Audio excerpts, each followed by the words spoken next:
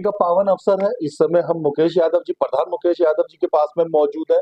दो बातों की खुशखबरी से शुरू होती है। नंबर एक कि राजस्थान में यादव महासभा मिलके जो सारे यादव बंधु मिलके जो यादव धर्मशाला बना रहे हैं, उसमें पहला लेंटर पड़ के पूरा नीचे का हॉल कंप्लीट हो चुका है और दूसरा लेंटर पड़ने वाला है। ये सबसे ज्यादा खुशी की बात है। ये लोग पिछले कई साल से उस विशालकाय भवन को बनाने में लगे थे। पहले वहीं से शुरुआत करते हैं। होली के पावन अवसर पर अपने यादव भाइयों को थोड़ा संदेशा देते हुए बताइए कि राजस्थान वाली धर्मशाला का क्या हाल है। जी, पहले तो धन्यवाद है नवीन भाई, आपका, आपके चैनल का, आपके सभी साथियों का। होली के इस पावन पर्व पर मैं सभी देशवासियों को, सजातीय बंधुओं को और मेरे साथियों को, सभी को आपके चैनल के माध्यम से शुभकामना संदेश देता हूँ और ईश्वर से प्रार्थना करता हूँ कि आने वाला वर्ष आप सभी के लिए मंगलमय हो।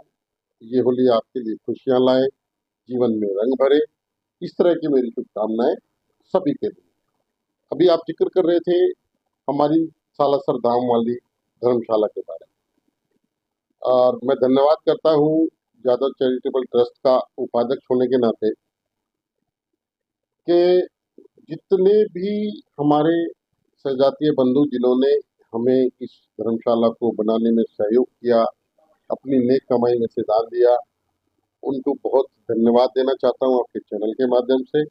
हमसे जुड़ने के लिए धन्यवाद देता हूँ, हम पर भरोसा करने के लिए उनको धन्यवाद करता हूँ और ईश्वर से प्रार्थना करूंगा, ईश्वर उनके जीवन में जिस तरह का वो दान कर रहे हैं, बढ़ चढ़ के उनके जीवन में खुशियां आए और दिन दुगनी रात चौगनी वो लोग तरक्की करें, उनके मान सम्मान में, धन में, हर चीज में इजाफा हो। इस तरह की हम पूरे ट्रस्ट की तरफ से हमारी शुभकामनाएं होली पर हमारे यादव चैरिटेबल ट्रस्ट के सदस्यों को, दानियों को, भाइयों को, माताओं को, सभी को।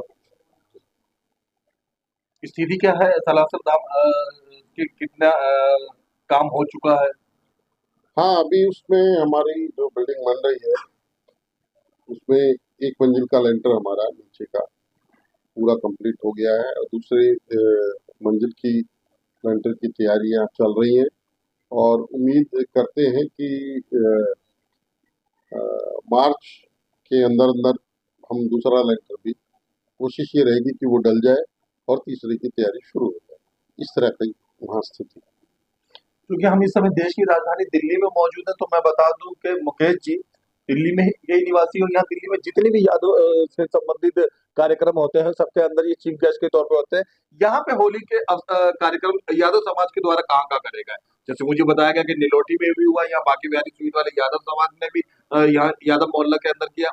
आप कहाँ कहाँ पे रहे। होलिका दहन का कार्यक्रम आहिर मोहल्ले में हुआ जी, जिसको हमारे अभी युवा शक्ति एकता मंच के प्रधान भाई सुनील यादव जी बाकी बिहारी वाले हैं, उन्होंने किया।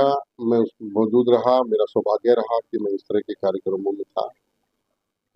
कल इधर रनौला की तरफ भी एक कार्यक्रम रखा गया, उसमें भी मैं मौजूद था और नांगलोई में 2-3 कार्यक्रम और रखे गए। साथ ही दिल्ली में 2-3 जगह इस तरह के कार्यक्रम थे। मैं प्रीतमपुरा वाले कार्यक्रम में मैं मौजूद रहा और पालम में एक कार्यक्रम था, मैं वहाँ भी मुझे पहुँचने का सौभाग्य मिला।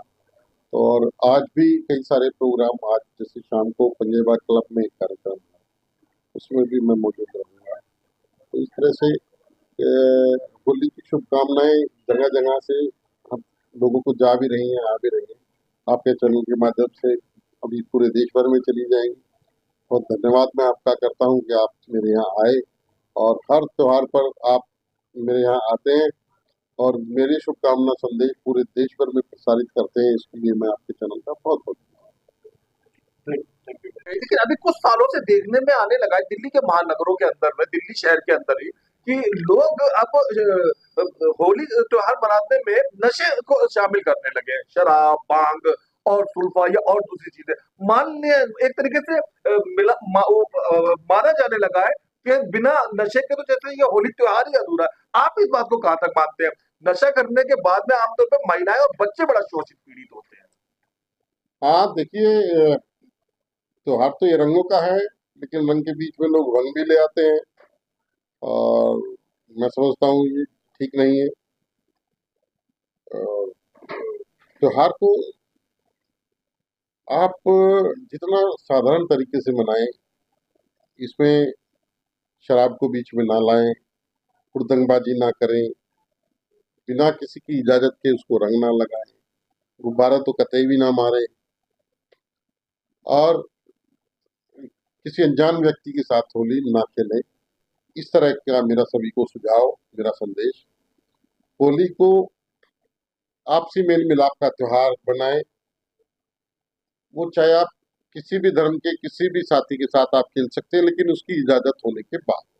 यदि कोई इजाजत नहीं देता है या कोई किसी को परहेज है, तो आप जबरदस्ती किसी के साथ होली ना खेलें। और नशे से तो बिल्कुल दूर रहें। खास तौर से वाहन कतई ना चलाएं नशा करके। हर होली पे मैं देखता हूँ, जब होली की शाम होती है तो अस्पताल आप देखोगे कि एक्सीडेंट केसों से भरे होते पिछले 3 साल में मात्रा बढ़ती चली जा हैं। रही हाँ, है।